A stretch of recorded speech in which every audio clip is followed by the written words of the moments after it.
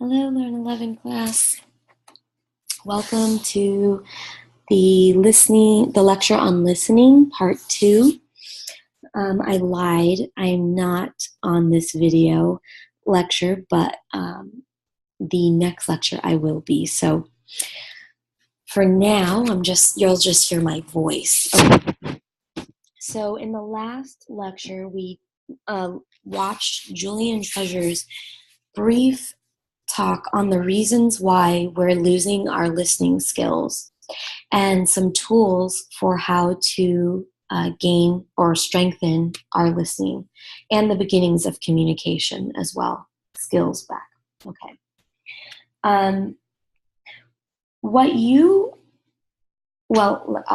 go back to that. Okay. So what I'm looking at here in this video is we're looking at some of the tools that your textbook talks about in terms of listening on page 274 through 277. The entire chapter is important to have read, to understand, and to annotate in preparation for test number 3. I just chose these pages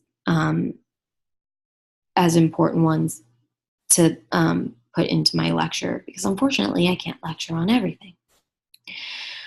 So one of the tools your book talks about, and also Julian Treasure talked about, was being able to listen without judgment or criticism, without already having an answer prepared, without already always knowing. Okay, so there's this, we talked about this early on in the semester about the already always knowing attitude. Okay, like I already know this, why do I need to hear this again? And that happens a lot during lecture, especially when you get into your major and you've taken courses that sort of cross over.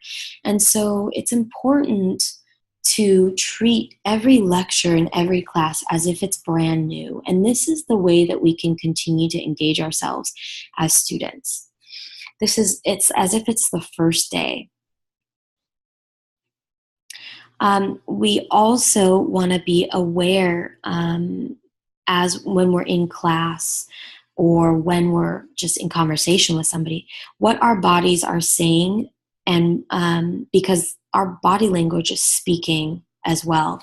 I see students rolling their eyes. I see them yawning. I see a lot of things from the front of the classroom.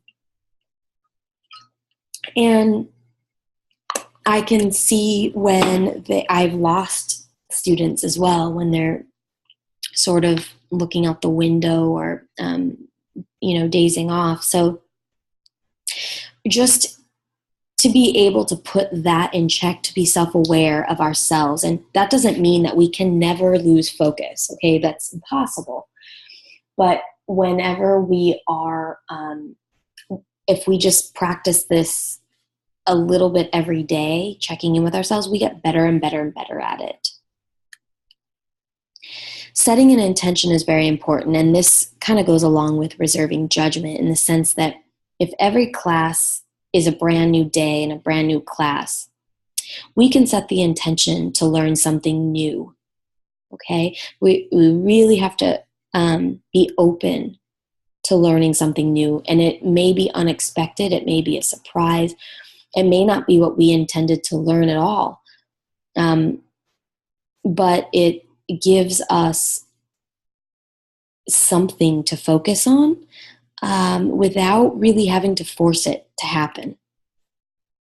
And I'm going to talk more about intention in a second. Another way to become a better listener is to keep our bodies healthy, to get enough rest so that we're alert and able to pick up details and to do these practices. It's really, remember we talked about, or Julian Treasure talked about, the world is just noisy, and it can be really exhausting having to listen and engage with others. So it's important that we keep ourselves healthy enough to stay connected and alert. Nonverbal listening is, again, using our body language, and And also your book goes more into nonverbal listening, but how to recognize, your book talks about how to recognize body language, not just the awareness that we are in a body, and that we can listen from different perspectives, and that we can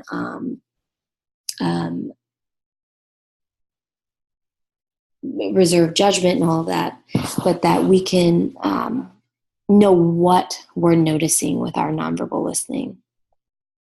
Another way to listen, I know for me, it was difficult to stay focused for the entire class, especially with my learning disability. So I found that taking notes really helped me to stay focused and anchored in the class.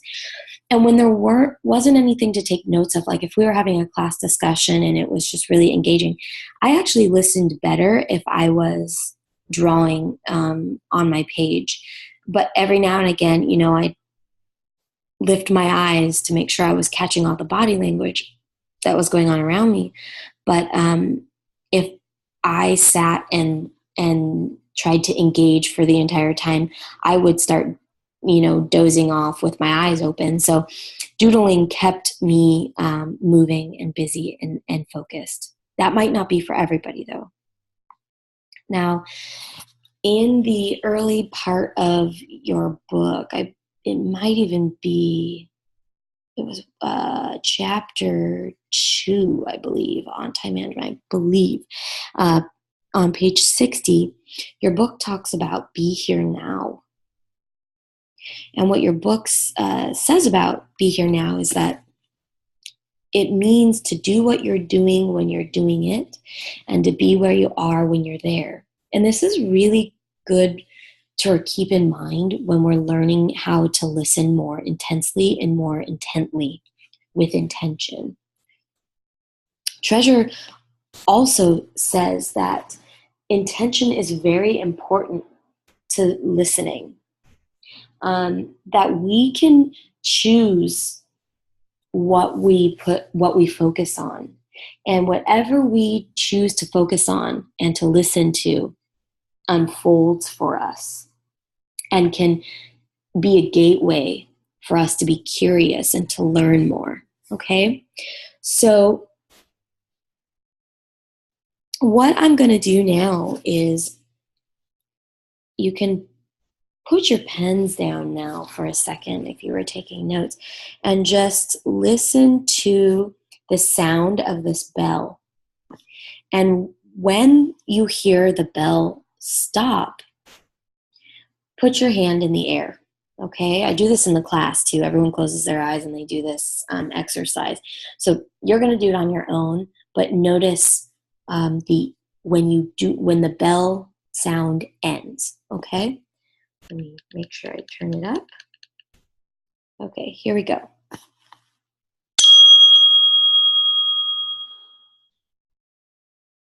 Did you put your hand up when the bell ended? Let's do this one more time, okay? Here we go.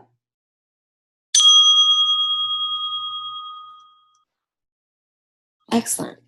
Okay, so what you just did there was you focused on one particular sound and the elongation of the sound. So just waiting for that sound to end. And if you were focusing on that sound and you were playing along, your intention was to listen for something. This is a really good way to learn how to focus better. So the first step in Be Here Now is that willingness to listen without judgment or intention, to go along and receive everything that's being said, because our intention is to receive, or because we're practicing not to listen to the mind chatter, but instead to really fully listen to somebody else. And of course, that mind chatter is going to start up and want to have a conversation with us inside of our heads. But instead of fighting back with that voice in our head and saying, shut up, I'm trying to listen, blah, blah, blah, blah. Instead, we just notice it and go back to listening. And that allows us to accept that there is going to be noise in our heads. There's probably criticism and judgment going on in there too.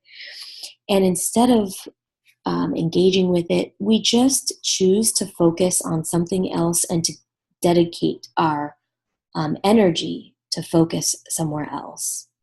If you would like to know more about how these practices, and they call it quieting the mind or in mindfulness, how this practice is helping young students in the classroom to find more peace, to calm the mind, to calm the body, and to learn how to focus, you can look up this article from the New York Times. I really enjoyed it. So it's just an extra resource for you if you're interested.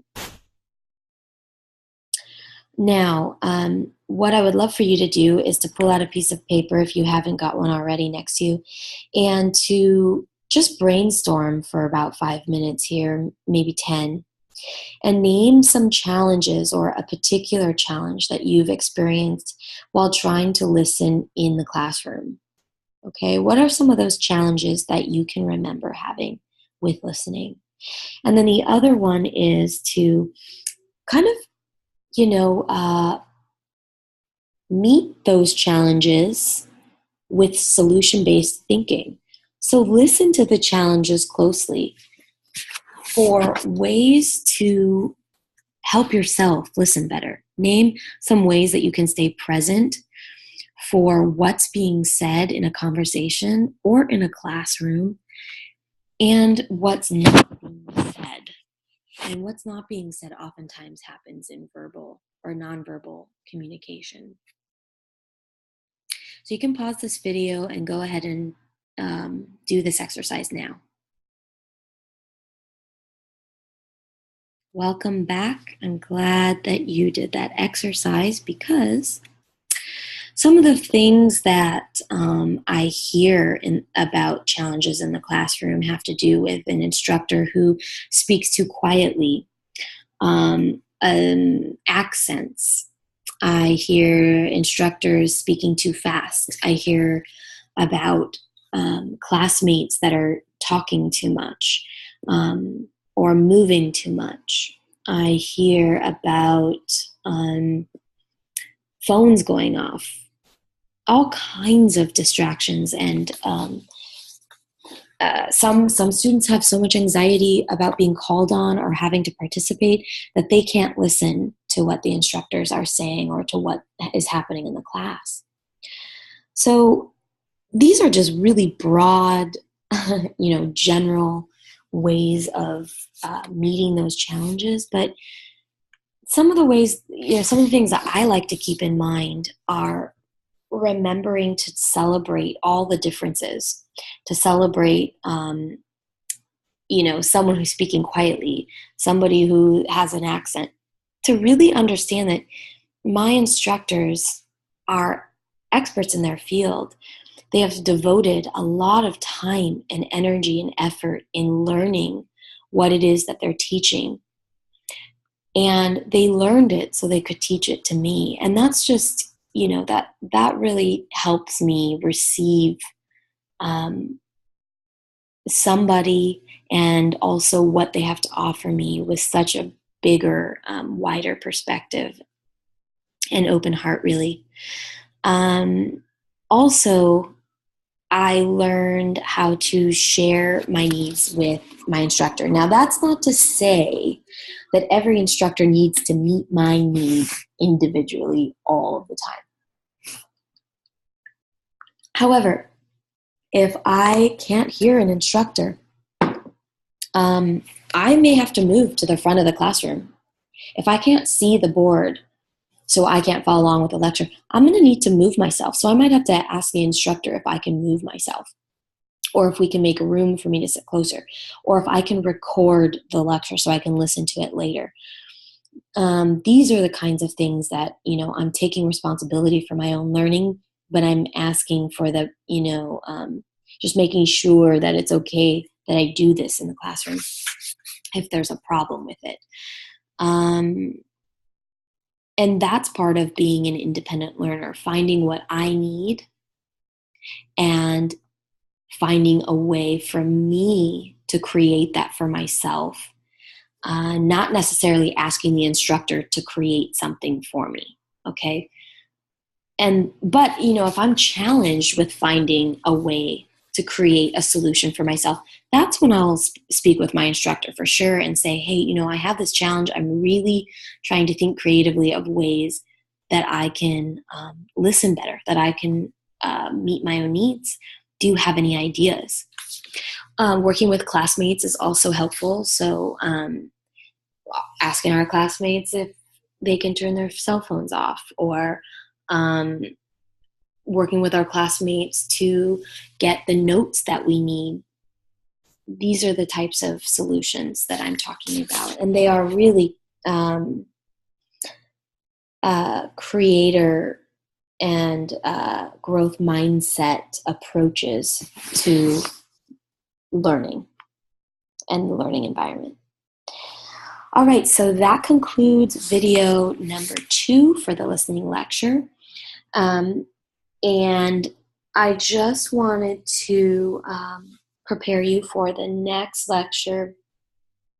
It's a lot about the book, so you may want to have your textbook open next to you so that you can take a look at some of the pages that I'm going over, because the slides don't necessarily have the explanations like the book does. So you can pause the video and look in your books. All right, so thank you so much for attending this lecture, and I look forward to our next meeting. Bye-bye.